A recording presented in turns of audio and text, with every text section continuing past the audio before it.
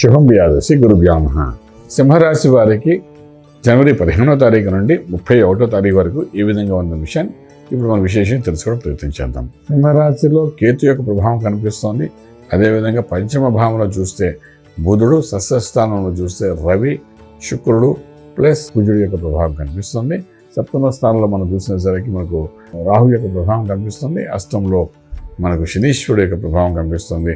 అదేవిధంగా లాభస్థానంలో మనకు బృహస్పతి యొక్క అనుగ్రహం పూర్తిగా కనిపిస్తుంది. ఆర్థికంగా, వ్యవహారికంగా ఎన్ని కష్టాలు పడినప్పటికీ కూడా ఆఖరిగా లాభదాయకంగా ఈ 15 రోజులు బయటపడతారు తప్ప నష్టం అనేది జరిగే అవకాశం వ్యాపార రీత్యా, ఉద్యోగ రీత్యా మనకి ఏమి కనిపించదు. అంతా లాభదాయకంగానే కనిపిస్తుంది. ఏమాత్రం మనం భయపడక్కర్లేదు.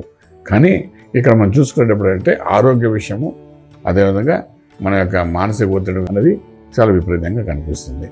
దీనికి మూడే కారణాలు ఏంటంటే, ఒకటి ఆ షష్ఠ స్థానంలో ఉన్న 3 గ్రహాల కూటమి ఏదైతే ఉందో అది, సప్తంలో రాహు, అష్టంలో ఉన్న శనీశ్వరుడు, ఈ 3 వరుసగా ఏంటంటే మీకు మానసిక ఒత్తిడి తీసుకొచ్చేటట్టు కనిపిస్తుంది తప్ప యోగం ఇవ్వట్లే. ఈ ఒత్తిడిని బయటపడుతూ ఆ తర్వాత ప్రాఫిట్ తీసుకొచ్చే అవకాశాలు కనబడుతుంది అన్నమాట.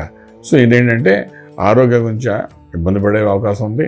భార్యాభర్తల మధ్య అన్యోన్యతలో కొంత మానసిక ఒత్తిడి వచ్చే అవకాశం ఉంటుంది. అదేవిధంగా డాక్టర్లు భయపెట్టించిన దాన్ని బట్టి మనం ఏంటంటే ఏదైనా జరుగుతుందేమో అని భయపడే అవకాశం ఉంటుంది. ఇవన్నీ ఒక ఎత్తుగా ఉంటున్న వ్యాపారం, ఉద్యోగంలో మాత్రం ఏమాత్రం భయపడకుండా మీకు ఆర్థిక బలం పెరుగుతుంది తప్ప తరిగే అవకాశం అయితే లేదు. సో ఆర్థికంగా బలోపేతం అయిన వాడు ఎవరైనప్పటికీ కూడా డబ్బు ఉంటే చాలు ఏ సమస్య పరిష్కారం అవుతుంది. కాబట్టి ఆ విధంగా ఆలోచించి ముందుకు వెళ్ళ ప్రయత్నం చేయగలిగితే ఈ 15 రోజులు బాగానే ఉంటుంది. ఈ సింహరాశి వారికి ఇప్పుడు విశేషంగా ఇంపోర్ట్ ఎక్స్పోర్ట్ వ్యాపారాలు న్యూట్రల్గా ఉన్నాయి. కొత్త ఉద్యోగ ప్రయత్నాలు అయితే చేయకండి. ఈ 15 రోజులు ప్రశాంతంగా ఉండడం ప్రయత్నం చేయండి. అలాగే వ్యాపారస్తులు కూడా కొత్త వ్యాపారాలకు ఏం శ్రీకారం చుట్టక్కర్లేదు. ఉన్న వ్యాపారం మెయింటైన్ చేయగలిగితే చాలా బాగుంటుంది. అలాగే శుభవార్తలు వింటా, శుభమైన కార్యక్రమం పాల్గొంటా, ఏది ఎలా ఉన్నప్పటికీ కూడా ఆరోగ్య విషయాల్లో మాత్రం జాగ్రత్త తీసుకోవడం చాలా అవసరం పడుతుంది.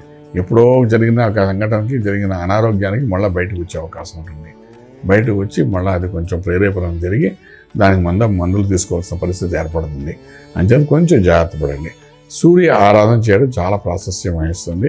సూర్యమూర్తి ఉదయాన్నే లేవండి, సూర్యోదయం కంటే ముందు లేచి సూర్య నమస్కారం చేయండి. ఆరోగ్యాన్ని కాపాడుకోవడం ప్రయత్నం చేయండి.